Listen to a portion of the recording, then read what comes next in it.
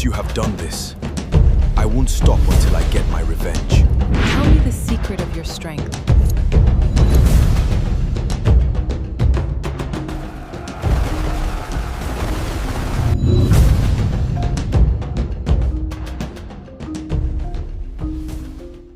The book of Judges tells us about the life of Samson. Many of us know this story, but this is a Nigerian reimagined version from Wealth Original Tales. Long ago in a faraway land lived a man named Manoah and his beautiful wife. They lived a peaceful life in their village. They had farms, they were comfortable, and they faithfully served God. But despite all their blessings, they had no child. Year after year, they prayed and hoped for a child, but nothing changed. Then one day, while Manoah's wife was working on the farm, the angel of the Lord appeared to her and said, You are barren and have no child, but you will become pregnant and give birth to a son. Do not drink any wine or fermented drink or eat anything unclean, and never cut his hair, because he will deliver his people. She went home and told her husband everything that happened. Manoah prayed, Please send your messenger again to teach us how to raise this boy. God answered his prayer. The angel appeared again when Manoah's wife was working on the farm. She quickly went to call her husband, and he came to meet the man. Are you the one who came to my wife before? Yes. Then Manoah asked him, When this boy is born, how are we supposed to raise him? The angel repeated the same instructions he had given to Manoah's wife. Your wife must not drink any wine or fermented drink. She must not eat anything unclean, and you must never cut the boy's hair. Do exactly as I have told you, because this child is dedicated to the Lord from the womb. Manoah invited the angel into his house for dinner, and the angel told him, I will not eat anything, but you can offer a thanksgiving sacrifice to God. Then Manoah asked him, What is your name? The angel answered, Why do you ask? You do not need to know my name. So Manoah offered a thanksgiving sacrifice to God, and the angel disappeared. When Manoah and his wife saw this, they fell to the ground in fear. And then Manoah said, We have sinned God. We are doomed. We are going to die. But his wife said to him, If God wanted to kill us, he would not have accepted our thanksgiving or even tell us these messages. And just as the angel had said, she became pregnant and gave birth to a baby boy. They named him Samson. He grew up and the Lord blessed him. One day, Samson traveled to the neighboring town where he saw a beautiful young woman. When he returned home, he told his parents, I have found a wife. Why don't you marry a woman from our own people? He told them that particular woman is the one he wants. So they all traveled to see her. On the way, Samson came across a young lion roaring at him. The Spirit of the Lord came upon him with great power, and he tore the lion apart with his bare hands.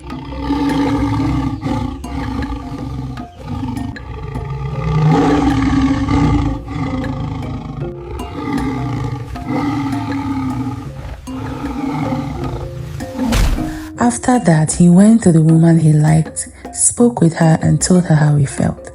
Later, when they returned for the wedding, Samson passed by the remains of the lion he killed. Inside it, he saw a swarm of bees and some honey.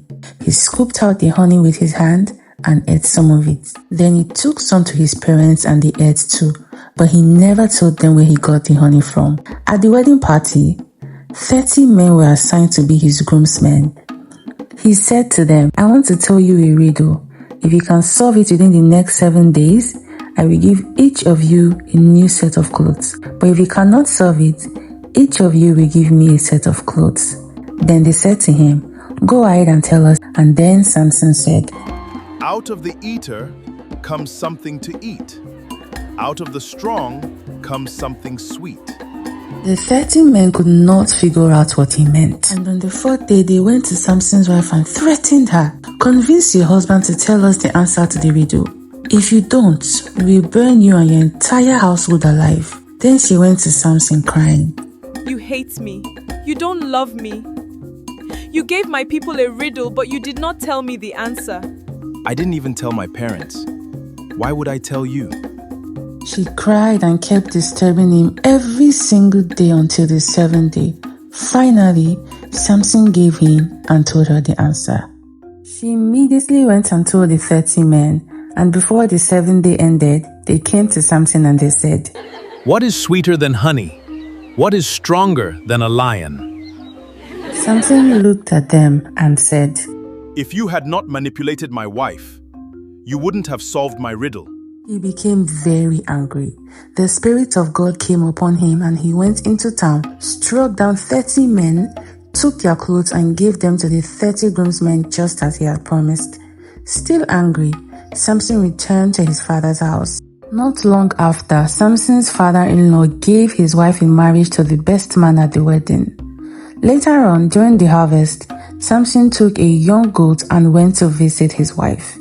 When he got there, he wanted to go into her room to see her, but the father stopped him and said, You can't go in there because I already gave her to another man.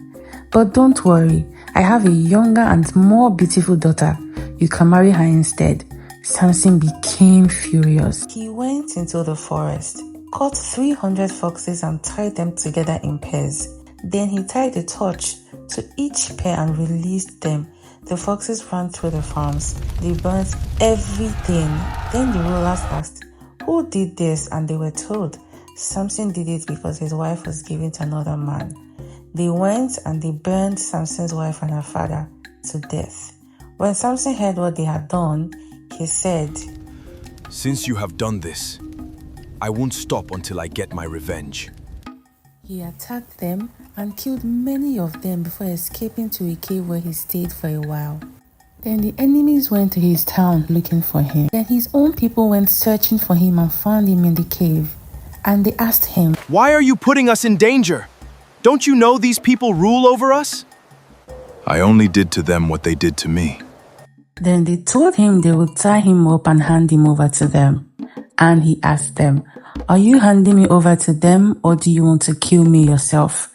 And they answered him, No, we promise we won't kill you. We'll only tie you up and hand you over to them. And Samson agreed and he was tied up. As soon as his enemies came towards him shouting, the Spirit of God came upon him with so much power and the ropes around his hands snapped as if they had been burnt. He looked around and saw the jawbone of a donkey lying on the ground. Then he picked it up and used it to kill 1,000 men. After the battle, Samson said, Look, with this donkey's jaw, I have made donkeys of them. Then he threw the jawbone away. After that, he became very thirsty and cried out to God, You have given me this great victory.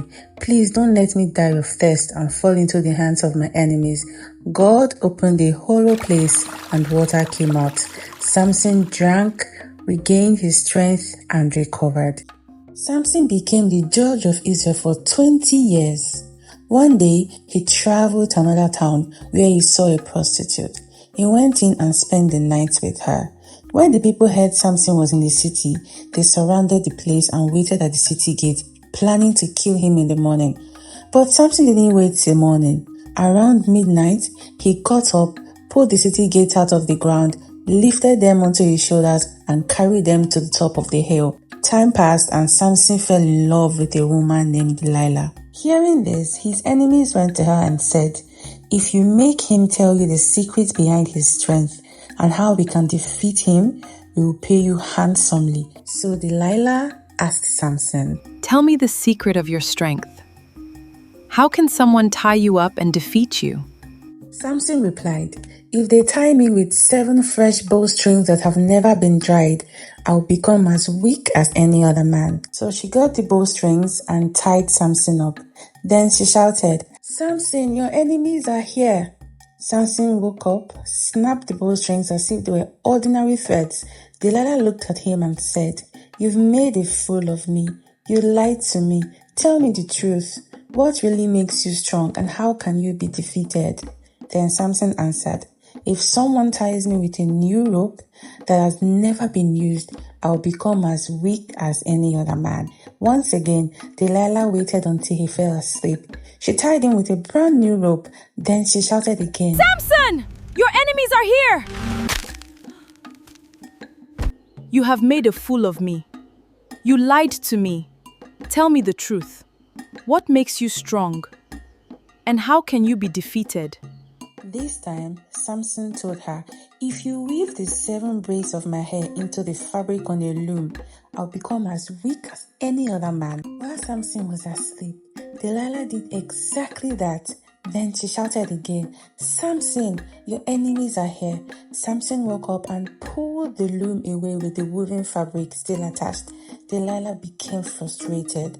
How can you say you love me when you won't confide in me? You keep making a fool of me. She kept nagging him day after day until he was completely worn out. Finally, Samson told her, If my hair is shaved off, I will become as weak as any other man. Delilah realized he had finally told her the truth. She sent a message to his enemies. Then she put Samson to sleep on her lap and called someone to shave off the 7 braids of his hair. As soon as his hair was shaved, his strength left him. Then she shouted again, Samson, your enemies are here. Samson woke up thinking he would escape like he always had. But this time, the Lord had left him. His enemies seized him, gouged out his eyes, arrested him and took him to prison. There they made him grind grain. But as time passed, his hair began to grow again. One day, they gathered to offer sacrifices to their God, celebrating because they had finally captured Samson. They brought him out of prison to entertain the crowd. The temple was filled with people watching him. As Samson stood between the pillars, he said, Put me where I can feel the pillars so that I can lean against them. Then Samson prayed, Sovereign God, remember me. Please strengthen me one more time. Let me with one blow get revenge for my 2 eyes. He placed his hand on the 2 main pillars supporting the temple. With all his might, Samson pushed the pillars. The temple came crashing down. And on that day, Samson killed way more people than he has ever done in his entire life. After everything was over, his brothers and his father's family came to take his body. Then they buried him in his father's tomb. And that's how the life of Samson came to an end. A man who was chosen by God from birth, feared by his enemies, and remembered for his extraordinary strength. The story reminds us that strength alone is never enough. True strength is best guided by obedience, wisdom, and faithfulness to God.